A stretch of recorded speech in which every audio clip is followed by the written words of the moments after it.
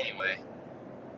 But the idea is the channel is to induce thought and to help people think in different ways that might be blocked by their perspectives, and opening doors that otherwise might not have been opened based off of whatever situation that they found themselves in. I want them to see, like, through this experience of me trying to build this podcast, going from, working over 45 hours a week and doing this while I'm working that job and being a father and being a husband and being a student. Like, I want to break the shackles of the limiting beliefs on how much they think they can work. And that's a big weight, because that means I have to be consistent. And if I actually want to do that and want to be that example, then they have to be able to watch these streams, see that I was consistent, see me do the streams of me making the long form content that will be coming out shortly, and making the reels, and the audience reach out, and it has to be long term. So that's that part, and hopefully we'll have influence in mind shifts that people go from not thinking about their future to thinking about their future in ways that they can grow and get in an audience that wants to grow. You're talking about friends, the best for you. Hopefully there's a community that is a bunch of like-minded youths that want to be better than they are. So that would be really cool. Hopefully, to a certain extent, depending on how the lives go, if we end up with a podcast structure or not, we'll have people on that can also help be an influence and a role model to those that are lacking those role models in their home. Prominent examples of good husbands, good fathers, and good humans, good men. There can be a lot of successful people, but I want examples of rounded individuals holistically, and not just in business or not just in one small aspect. I want them to have challenged themselves to the core in every aspect of their lives and really be in pursuit of growth. Well-rounded people, and like someone who's aware of their flaws, or aware that they can improve, and willing to show that. Because some people can't even, they aren't willing to show that. Yeah, and it's still counting down, but my screen is paused. That's what happened last time. Mm-hmm.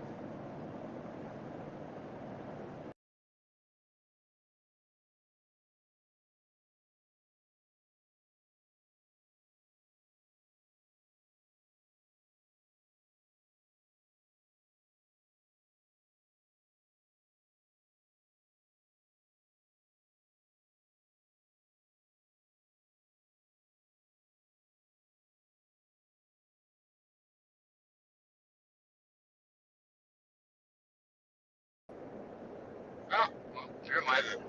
That's weird. The second phase is I would like to impact homes of families that don't have a father in the home, specifically through a nonprofit. And I don't know the best route of doing that at all at the moment. So my perception is that if there could be a way to have effective community events where the children that are in these homes have access to good, prominent influences that they can correlate with via skin color, via what they do, what they aspire to be. There's likeness. If you watch people on YouTube, a big part of the potential for you to listen to them is their likeness to you. So if someone looks like you, you're much more likely to listen to them. If you see yourself in them, you're much more likely to listen to them. I want these kids to be able to resonate with these community figures and have a different perspective than maybe the one that they had that isn't the best. And it's going to be difficult because there's so many like potential variables. Like a lot of these kids probably are wrapped up into things that they shouldn't be wrapped up into. And if the mom is busy doing working, and the children are raised by the school system, chances are there's a lot of disciplinary problems or lack of discipline of the children where they haven't developed properly, so they're not going to. They don't know better. They're not going to behave in normal They terms. won't behave well enough to receive the message. Yeah, like I have this cute little vision of a bunch of kids sitting down and listen to this, maybe a firefighter or something, whatever might be interesting to them, but it's not going to be like that. They're going to be rowdy. They're at least even if it's only like 5% of them, there's going to be probably a higher percent, but a percentage of them that just will not let the rest of the group listen to that, and so there's going to have to be like ways to work around it. So I feel like when you said you want to give kids you want to give these kids and these families an experience to basically open their view of the world. Like, you're not your circumstances. Yes. You are not your circumstances. And for me as a kid, I grew up, I guess, less fortunate, but I always had everything I needed. I had.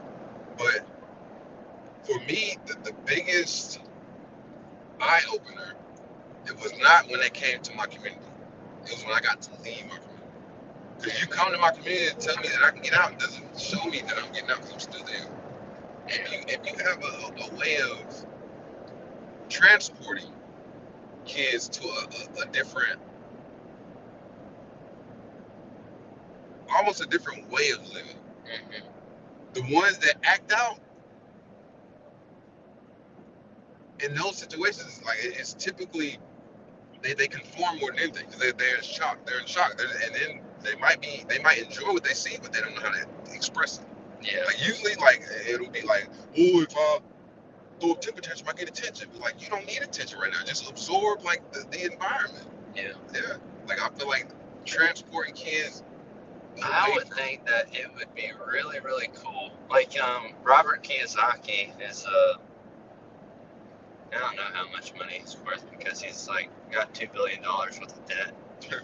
But he also has billions of dollars worth of real estate. So you got that much debt, you got. Yeah, he has a whole work how he believes the system works and everything, and it's a very interesting guy. But essentially, his dad was broke, and he like tried to save every penny that he could, and he saw money as a very, very scarce resource.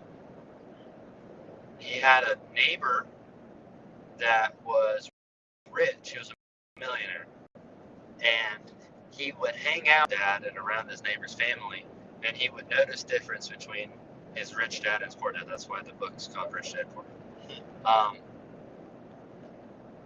It would be super cool. He described all kind of experiences and paradigm shifts that he had from this experience. It would be super cool if, like, I think I have to accept the fact that no matter what I do, it's not going to save all the kids. And maybe the energy would be best used focusing on the kids that do pay attention.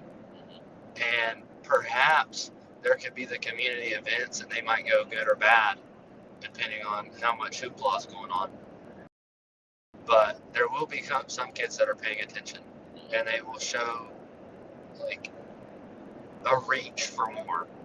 And maybe with those kids, God willing, and somehow it can be worked out with their parents, and the community figures trusted enough. What if they could go like see a prominent figure in the community on a daily, doing his daily job? What if he's like he owns a landscaping business and they just ride around with the guy for a day while he goes and prices jobs So like for a landscaping business? I mean, And they ask him, how much did you price that job for? And he's like, well, that one's going to be $12,000. And they're like, I've never even seen $12,000. There's different ways to live, and I don't want it just to be a financial thing. But a lot of these kids are probably in very, very tight financial quarters, and it's a very limiting mindset. But I want it in all the aspects. I just don't. It's such a tight knit world that we live in now, where I don't know that they would even be able to do that because, you know, so scary. problems with, you know, perceived danger and stuff. Even though over like long periods of time, like compared to the 1900s, it's like there's way less crime. And even compared to the, you know, 50s, when everybody was running around, there's a lot less casual death and murder because there's less people out, for one. So maybe that's a good thing. Maybe that's a bad thing. But a lot of the fear factor that comes is from us knowing about every bad thing that ever happens. Like, we don't need to know about the disappearances in Minnesota. It's like, your brain is not meant to handle that much negative information all the time. It's like, we get the countrywide news. And yeah, sometimes even worldwide, especially if you're getting your news sources from like TikTok or social media platforms. You can get whatever the biggest thing is worldwide, and a lot of times it will be negative. Something to scare you back in the house. Yeah. So I don't know, but that's why I prefaced that at the beginning with saying, as I go through this journey, which something I feel like I'm ready to start trying, you know, and by no means am I acting like I got the keys to the gates of heaven or anything like that, but I do have the capacity to put forward ideas that have already been laid out and give my 2 cents on them, and then hopefully make somebody think a little bit more than they would have otherwise. It's like, that seems like a pretty straightforward premise. I can do that. I just have to be consistent. Whenever I grow in some wisdom and some discernment of the best way to help the fatherlessness community might just be more of this. It might just be more media. It might not be, you know, or you can't. It would be really, really, really hard to scale like the nonprofit, because I was thinking about it in my own community, and I think that to a certain extent it might work in my community, but then you have to have someone confident and believing in it enough to go and help start it in another community. You need pillars of a community that are competent enough and they can invite the people that are actually good role models, and God forbid one of them be malevolent, and just that would be the news forever. You know, all the good that we could have done probably never would get in headline news, but we'd have one malevolent actor out of hundreds, and they say something or do something stupid, and that's the headline. That's what the nonprofit is known for now. And there, I want to go back a little bit. So back to whenever you were speaking of having kids ride along with maybe a mentor or someone who's striving in life, and that could possibly be like a big brother situation. I would think of it more as a father situation because I wouldn't want him to be that close to age. But Big Brother was like the only example I could have when people like let kids go out with other people that like. Yeah, ironically enough, that's I haven't made my bio for the YouTube yet, but it's supposed to be like an older brother conversation, like chatting with your older brother that's aspiring to do something big. Yeah. Like that's the goal, and it's not like it's like you're just with me on the ride as we do the thing, you know. And maybe after I do, then I will give advice on how to do the thing. But right now, I give no advice. I just give thoughts. But yeah, it will be something that will take a lot of hours of thought. And I mean, nowadays there's a lot like TPUSA, Charlie Kirk's foundation, that they had their stuff on lock, and Charlie got shot. What's the program? TPUSA is his nonprofit foundation. It's just a organization to foster votes and challenge narratives and the belief in free speech. Anyway, that was a robust institution at that point, generating hundreds of $millions of donations annually, and even they had, literally fatal shortcomings because you can't plan for every variable. So it will take a lot of thought to come up with the way to help most effectively. I could run across some literature that describes effective help for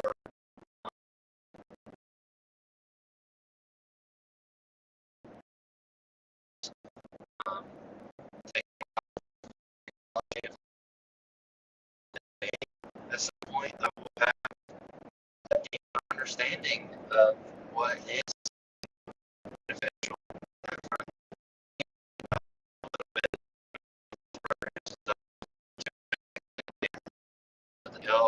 There's a dependency factor that most people shouldn't, but then you have the factors of like, well, what are you doing with all these people that are now dead? If you just take them off, is that not humane?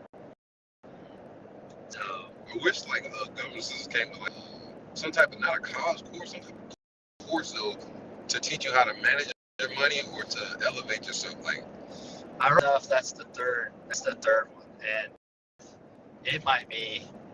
I don't know. I would almost think that there's so many bottlenecks for the second one that it might be easier, but the problem is it's very capital intensive.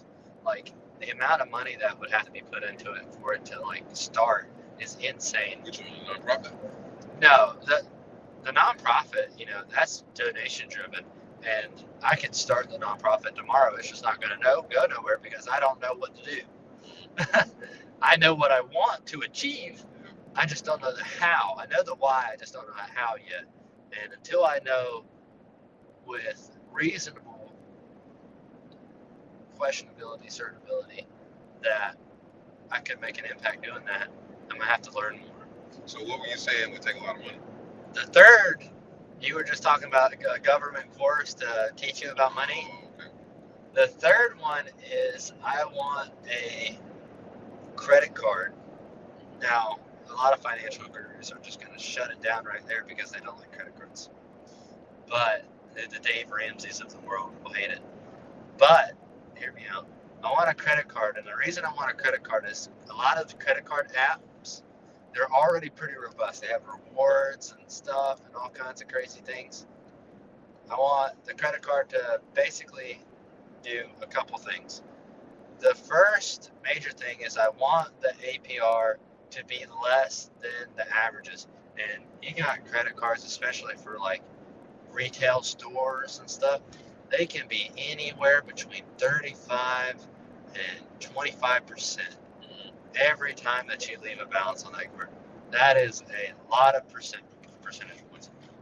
I would love it if I could have a card, like the standard card be less than 20%, and then the secured card be less than 10%. That would be phenomenal. That would be so cool, because I don't want the point of the card to be siphoning money and you leaving money in your account. I would want to reward the people that pay off the card every month. Like, that would be awesome. So that's the first part. The second part is I want the credit card to be tied to a budgeting system. So the application for the card would automatically track your expenses and categorize them so you can see what you're spending your money on. A lot of people will get their check and they will pay everything out that they think they need to pay, and then they'll buy some other stuff, they'll buy food, and then they'll wonder where all their money went at the end of the month. I don't want that to be the case. I want people to know, full stop, without paying,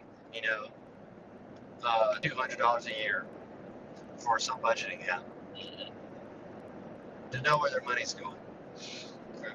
And I want the application to serve as that budgeting app and also serve as an education platform for all things finance. So it would be really, really cool. I've learned a lot, many different YouTube outlets and financial gurus and stuff like that. But if I could have some like Dave Ramsey videos on there, some Stephen Graham videos on there, influencers in the money space. We can even go from Dave Ramsey to Robert Kiyosaki, and have a whole spectrum of different stuff that they can talk about whatever they're the most passionate about. Like Stephen can tell us about how being frugal is good, and Dave Ramsey can tell us how don't get into consumer debt by buying an over-leveraged car, or financing a purse that's $1,000 on a credit card. It's like, these are not good long-term decisions. He can tell us about how the average car payment in America is like over $700 now, and if you put $700 a month into the S&P 500 for the next 50 years, you'd be a multi-millionaire. And that's how much that car is worth due to the opportunity loss. I want all the information to be on that platform, and I want it to have all the biggest names in finance. And that's what most people are lacking. And I'd be geared for students. Like, they'll send these credit cards to these students in college, and they'll have 30% interest, and they won't know a lick about APR or APY or how to manage money, because they've never really made money. And if they did, it was in a high school job, and it wasn't a ton for the majority. Or they didn't have to pay no bills with it. Or they didn't have to pay bills at all. So they don't know how to manage money at all. And these credit card companies are sending them credit cards over 30% interest because they don't have credit. So the risk is high. I would rather, instead of throwing a card at them with an extremely high interest rate, how about teach them how to do it so then you don't have to worry about them overusing the interest? Like, if they're a high risk applicant, reduce the risk. That's a shocker. Instead of charging exorbitant fees, Visa and MasterCard, they were in a court hearing, not a court hearing, but they were before I think they were before either the Senate or the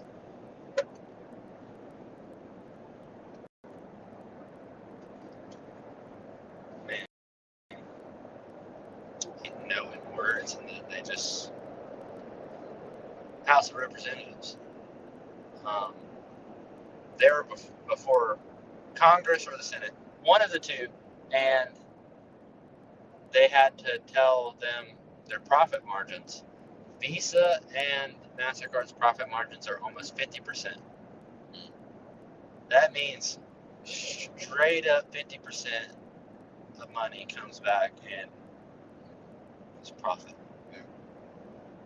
I'd like to know if that's gross profit or not, but I highly doubt that it's gross profit. But that's most expenses taken out. Most of the major expenses taken out, they're making $50,000 in profit, or not 50,000, 50% in profit, millions and millions, probably billions of dollars. Like,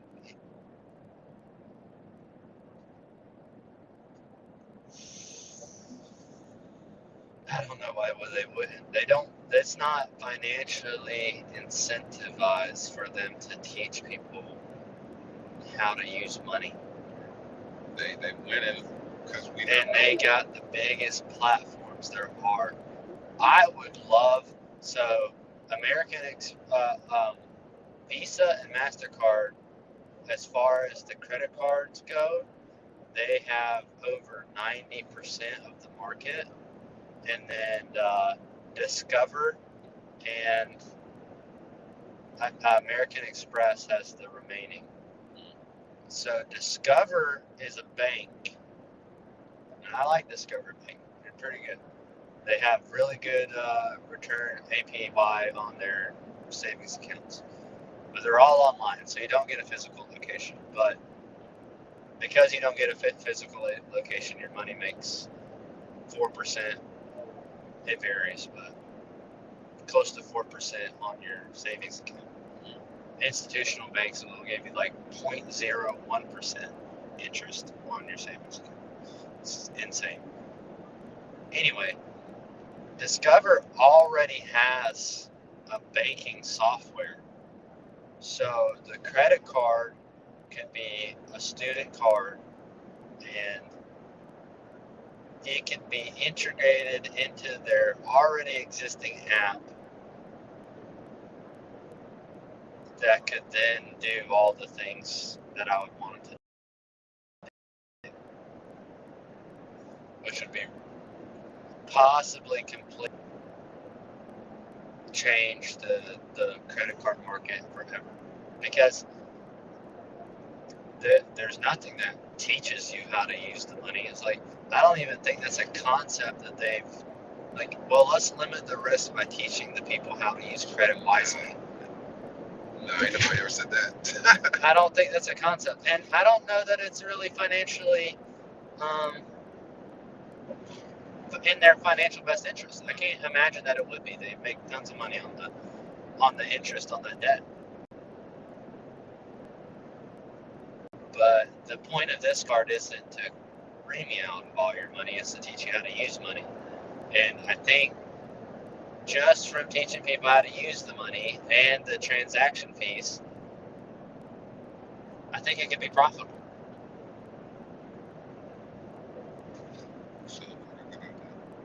But like I said, you gotta, one, I have to make a prototype, and then two, I have to get some kind of backing, and then three, if you can't just create a credit card, you have to be on one of the platforms. You have to be under American Express, under Visa, under MasterCard, or under Discover. They're the only platforms that already exist. To make a new credit card, you have to get acceptance in all the stores countrywide and worldwide after that. And they have to update their scanners and systems for that to be possible. You still go into stores today, and if you look at their sign, they only accept Visa and MasterCard. They got complete dominance over the market.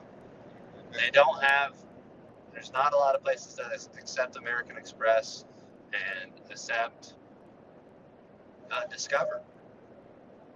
There's a lot of places that don't. Most places now do. I forgot where it was. I had Discover, and I had trouble going to the Cookout.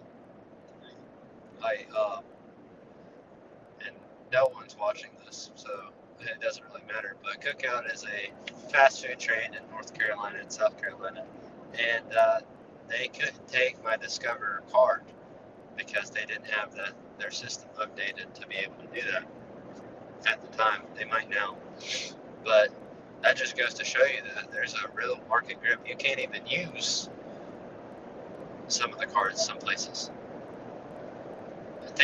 I think American Express has a bigger grip on the market than I think American Express is accepted most places now. I don't know about Discover, but I think the idea of Discover is really cool because they already are a banking system, and they can benefit from people opening accounts with Discover, and they obviously benefit from the transactions and stuff. Yeah, but that's the whole 3-part system. Just the one inducing thought, be it YouTube, creating a channel, doing it amidst doing many, many other things, all aligned to the same value. Then the nonprofit might not even be a nonprofit, might be more of this, might be something that I haven't even considered yet, but in some way, facet or another, helping fatherless children orient themselves in life properly, regardless of their negative situation. And then lastly, having an institution that teaches you how to manage money versus just exploiting your weakness of not knowing how to manage money would be awesome. Yeah. Well, I mean, not to bash credit cards entirely, because you can use a credit card, right? And there's a lot of credit cards that have good rewards. I'm the Discover credit card has, it's a changing interval, but for 3 months of the year, it'll give you 5% back on gas. For 3 months of the year, it'll give you 5% back on groceries. And then there's another one, I think it's like travel or something. And it just cycles. If that's too complex and you don't want to check the cycling, they have another one where it's like 2% back on everything. There's the 2 Cash card. I think that's by Citibank, and that's 2% back on everything. The American Express card has the blue card. All of these ones that I'm recommending don't have any monthly fees. Not really a big fan of monthly fees. You have to be spending a ton of money for it to be worth you to have a credit card with monthly fees. But that one gives you 5% back on a cycle. I have a Capital One credit card, and they do deals with brands to give you a significant amount of money back whenever you purchase a product from a specific brand. So me and my wife purchased a mattress, and it was a $1,200 mattress, but through that card it was 80% off, so we got $800 back. Over $800 back from that purchase because of that use of that credit card. So there's strategic ways to use the credit card. You just have to only spend money that you have in debit on that card, so then you don't incur the interest fees. I've never kept the balance on a credit card, and hopefully I won't have to ever do that. But as of right now, not kept the balance on a credit card. Some people's situation is tighter though. I haven't been in the situation where I'm a single parent working a lot and providing for multiple children. It can sneak up on you, especially if you're not worried about the interest and all the situations that go with it. I recently just got into trying to deal with credit cards because for My people who I could brush elbows with typically have bad experience with credit cards. And my leading example was my older cousin, who's like super like she's on her advancement tip. Like that's her life mission was to do better. And like she strived for that and she does that. And her biggest pitfalls was when she was in college and the debt she acquired then. And later And in I life, would imagine when she was in college, she didn't really know how to manage money.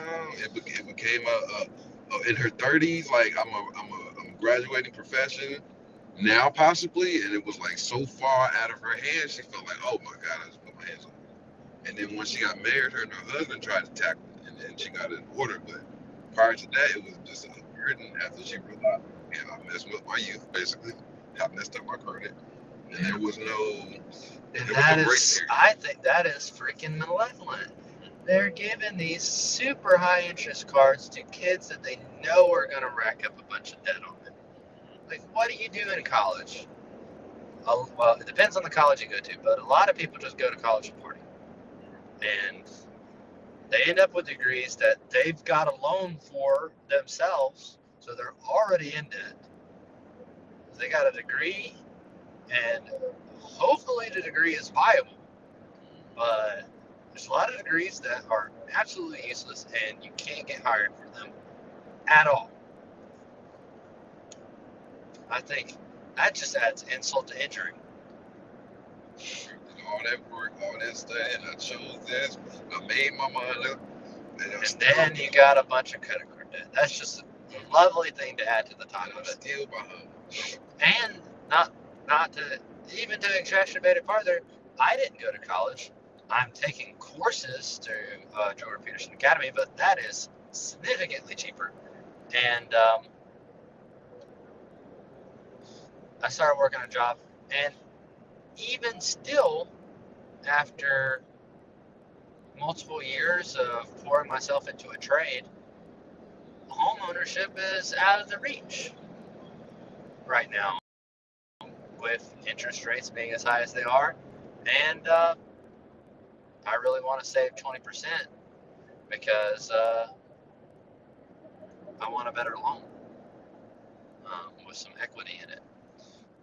That's a self limit, but if you do less than 20% down on a mortgage, then you have to pay PMI depending on the type of loan that you get. And PMI can range, that's private mortgage insurance. So because you're a risky lender or borrower and you don't 20% down, which means you have no equity in the house, that you're not going to pay your mortgage. So you have to pay for insurance that you'll pay for your mortgage, which is another, depending on the price of the house, $50 to $250.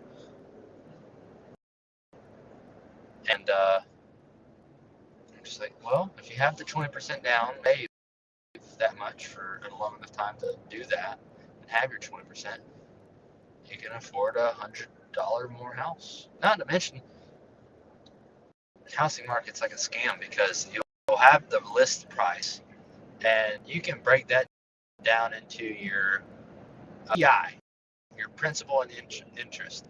So, for like a 200,000 house, you might, and you have, okay, so 200,000.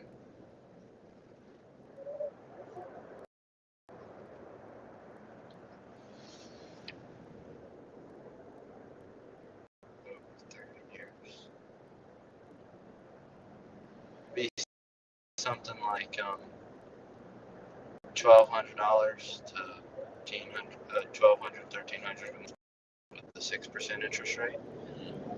But then you also have insurance and maintenance. You have to add to that. So that's gonna, depending on the price of the home again, probably another $100 a month. Taxes, depending on the home and where it's located, if it's in the city or not, that's another $100 a month. And then maintenance, it's typically $1 per $3 per square foot, or 1% of the property value. So $50 to $100 per month. So now for a $200,000 house, you're like looking at $1,500 a month or more. Yeah, It's like, that's true. God bless America.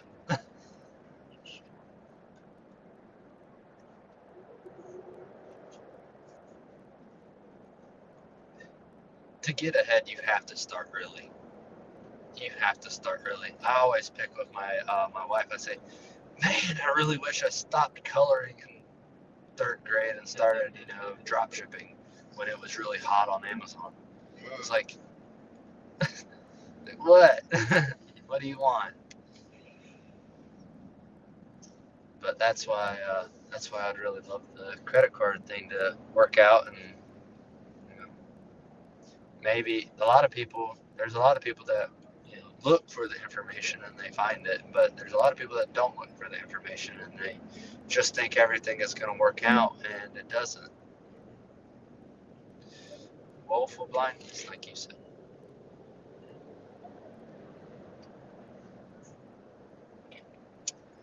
Well, it's getting dark now, so Okay, you see. yeah, hardly see me. So we'll wrap up the stream now. Hope y'all enjoyed. This is Dylan James Growth with my guest, Nico's White. Nikos White, and doing a Socrates claim here. I don't claim to know anything, but I'm just a guy that's trying to make a YouTube channel to promote growth and promote thought amongst youth and trying to change mindsets and get people on a path to succeed in their life. And if you want to hang out with me as we, try to build this channel, as I'm working 45 hours a week and being a husband and a father and a student at Jordan Peterson Academy, please hang out. Share the video. Like it. Dylan James Growth.